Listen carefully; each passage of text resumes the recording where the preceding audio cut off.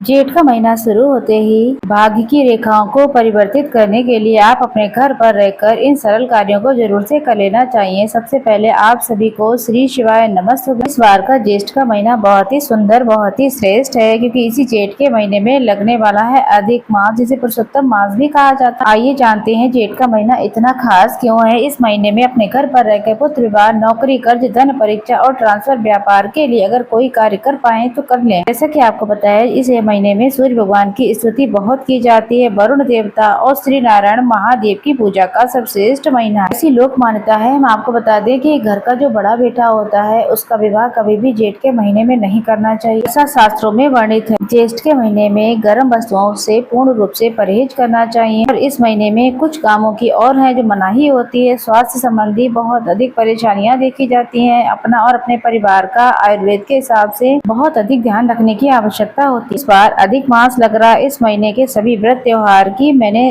पूरी जानकारी देने की आपको कोशिश की है इस वीडियो में। पूरा जेठ का महीना इस बार 2 महीने का होने वाला है। 2 मई 2026 से जेठ का महीना होगा और ये 29 जून 2026 तक रहेगा। अधिक मास भी इस दौरान होने वाला है। जैसा कि आप जानते होंगे, पहला जेठ का महीना 2 मई 2026 से 31 मई 2026 तक चलेगा, बल्कि दूसरा जेठ का महीना जो है 1 जून 2026 से 29 जून 2026 तक रहने वाला है। 17 मई 2026 से अधिक मास लगेगा और ये 15 जून 2026 तक रहने वाला है। प्रिय श्रोता जनों, इस महीने बहुत ही सुंदर त्योहार है। इस महीने में अपरा एकादशी आती है, वट सावित्री व्रत होता है, शनि जयंती आती है और इस महीने में आपको बता दें बहुत अधिक महत्व है। इस महीने में गंगा माता धरती पर उत्पन्न हुई थी। 9 तपा इसी महीने आता है। पुरुषोत्तम एकादशी महीने रहता है। निर्जला एकादशी भी इस महीने आती है। अधिक मास होने के कारण अधिक मास जैसे कि आपको पता है 3 वर्षों के बाद आता है, तो ये इस वजह से ये महीना बहुत ही सुंदर हो गया है। ये महीना सूर्य की स्थिति के लिए खास माना जाता है। आप सभी को सरल तरीके से अपने घर पर रह के कौन से कार्य करने हैं, कौन से नहीं करने हैं, सभी व्रत त्योहार के बारे में हम बताएंगे। आपको सबसे महत्वपूर्ण त्योहार इस समय जो आ रहा है वट सावित्री व्रत, जो की स्वाधीन महिलाओं के लिए है। यह महीना बहुत ही खास और बहुत ही श्रेष्ठ है। आप सभी से अनुरोध है, आप सभी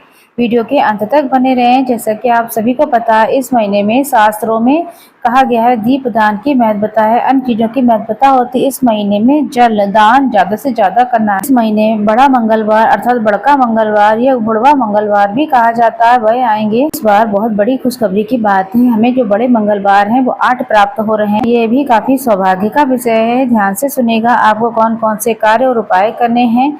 आप बड़े मंगलवार को व्रत कर सकते हैं और आप ये किसी श्रेष्ठ व्रत को करना चाहते हैं, वो निश्चित रूप से सर्वश्रेष्ठ रूप से अपनी इच्छा के अनुसार आप जेठ के महीने में करते हैं तो आपको लाभ मिलेगा। इस महीने में विशेषकर जल्दी उठना है, स्नान आदि से निवृत्त हो जाना है और सुंदर तरीके से, सरल तरीके से बहुत से कुछ काम है जो आपको करने चाहिए, जैसे कि द्विजेश्वर महादेव का नाम लेना है आपको। इस महीने में उनका उपाय बहुत ही लाभदायक होता है। शारीरिक, मानसिक, आर्थिक संकट, कष्ट बंधनों से अगर आप जूझ रहे हैं तो इस महीने में आप अपने घर पर रहकर शिवलिंग का जो विशेष रूप से पूजन करें। जल्दी उठकर सूर्य उपासना करें। सूर्य उपासना इस महीने में बहुत ही लाभदायक होती है। सूर्य भगवान हमारे मन और मन मस्तिष्क के कारक होते हैं, साथ के साथ पिता स्वरूप और ग्रहों के राजा कहे जाते हैं। नियमबद्ध तरीके से ओम गणेश सूर्याय नमः या सूर्य देवता के किसी भी नाम का स्मरण करते हुए रोज नियम बांध लीजिए। जल के लोटे में लाल फूल, लाल चंदन डाल करके, लाल वस्त्र धारण करके सूर्य उदय जल्दी ही हो जाता है। सूर्य भगवान थोड़ा सा ही दिखने लगे तो जल चढ़ाकर रोज का नियम बना लें। इसके साथ तुलसी पूजा इस महीने में बहुत ज्यादा लाभ देती है। तुलसी पूजा जरूर करें, इसका विशेष और बहुत अलग महत्व होता है। इसके पीछे का कारण है, इस समय तुलसी माता बहुत ही ज्यादा गर्मी के आवेश में है, सभी को बहुत ज्यादा गर्मी लगती है।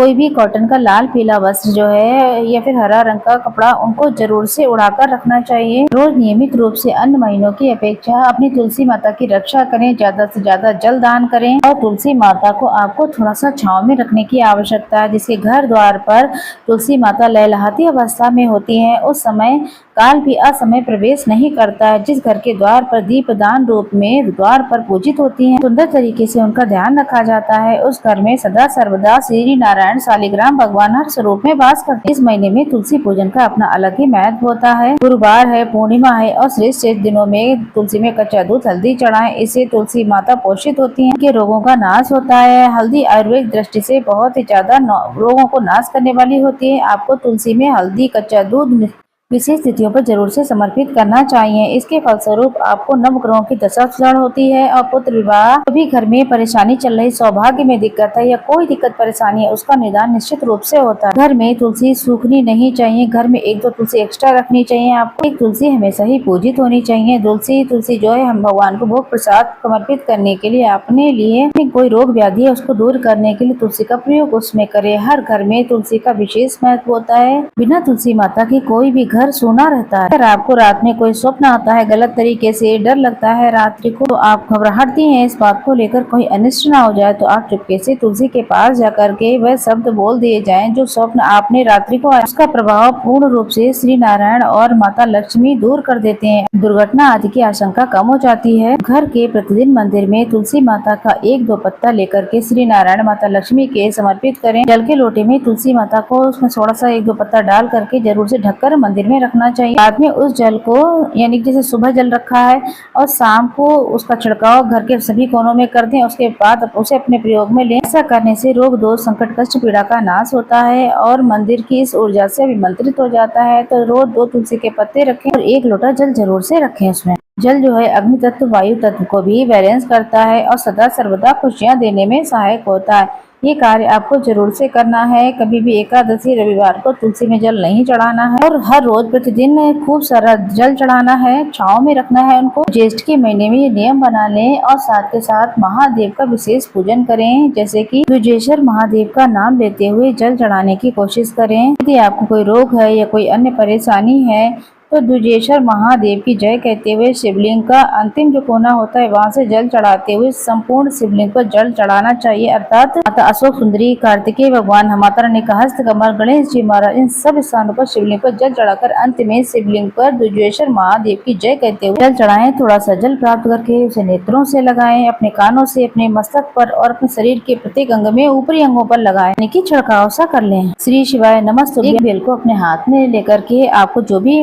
मंत्र आता है, वहाँ मृत्युंजय मंत्र आता है, ओम नमः शिवाय, श्री शिवाय नमस्तुभ्यं, हर हर महादेव किसी भी स्वरूप में स्मरण करते हैं तो ये कई हजार मंत्रों के जप का फल दे देता है। सभी को जेठ के महीने में इस नियम को बना लेना है। चंदन की सेवा बहुत सुखद होती है। स्वयं भी मस्तक पर अपने शरीर को ठंडा रखने के लिए चंदन धारण करें। महादेव की शिवलिंग पर प्रतिदिन चंदन का सेवन करें। लड्डू गोपाल को तुलसी की लकड़ी को घिसकर हरी चंदन बनाकर उनको पूजित करें। शिवलिंग पर निरंतर जलाभिषेक करें और सूती वस्त्र भगवान जी को समर्पित करें। अपने घर के मंदिर की पूजा में, दिनचर्या में थोड़ा सा बदलाव करें। ठंडी चीजों का जिसका आप स्वयं के लिए प्रयोग करते हैं वही भगवान को आप भोग में लगाएं। भगवान के लिए कॉटन के ही कपड़ों की व्यवस्था करें। ऐसा करना आपकी पूजा संपूर्ण रूप से श्रेष्ठ मानी जाती है। ज्यादा से ज्यादा इस महीने में जलदान की महत्वता है। आपके घर के द्वार पर 1 बाल्टी में जल, कोई बड़ा सा टब ले लें, उसे अपने घर के द्वार पर जरूर से रखें। उसमें पानी जरूर भरें ताकि पशु पक्षी जाने किस तरीके से भगवान आपकी परीक्षा ले रहे हैं तो प्रभु आ जाए आपके द्वार पर